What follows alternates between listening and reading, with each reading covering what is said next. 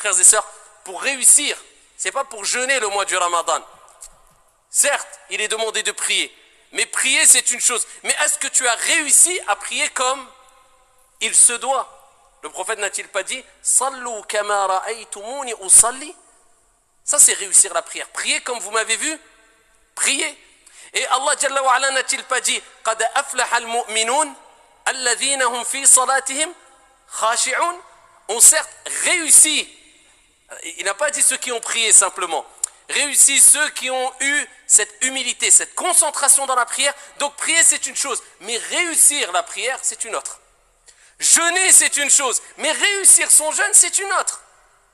Faire son pèlerinage c'est une chose, mais réussir son pèlerinage c'est autre chose.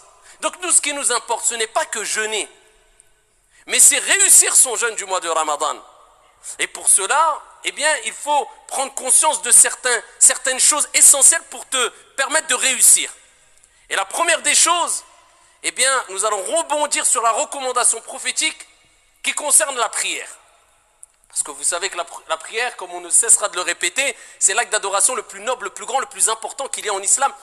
C'est la première des choses sur laquelle tu vas rendre des comptes au jour de la résurrection, le jour où le soleil sera au-dessus des têtes et que chaque être humain dira « Nafsi, nafsi, nafsi, moi, moi, moi ».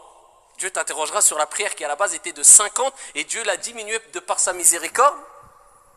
Et à travers l'amour qu'a eu le prophète alayhi salatu wassalam pour nous à 5 prières. Et cela nous donne la récompense de 50 prières comme vous le savez toutes et tous.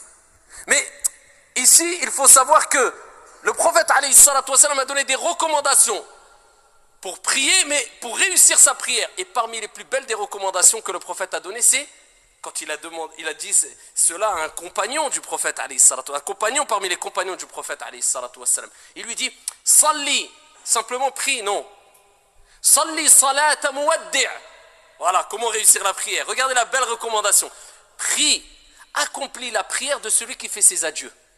C'est-à-dire le prophète, il dit aux compagnons, pour réussir ta prière, eh bien, fais de ta prière comme si c'était ta dernière prière.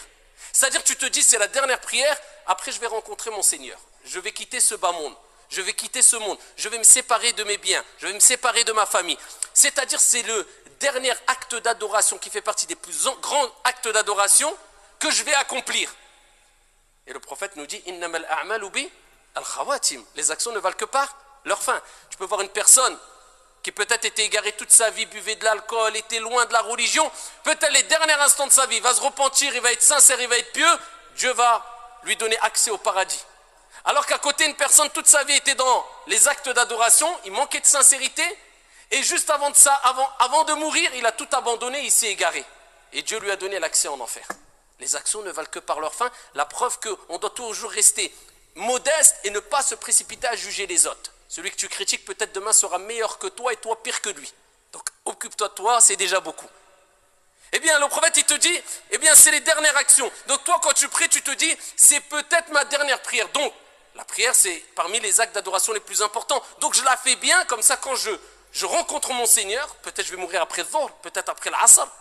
Je fais le Maghrib, peut-être après le Maghrib je vais mourir. Bah, au moins le plus grand acte d'adoration pratique, eh bien je l'aurais fait de la meilleure des manières. Eh bien de même, nous te disons, ya Abdallah, ce mois de Ramadan, quand tu vas le jeûner, dis-toi, je fais le jeûne de celui qui fait ses adieux.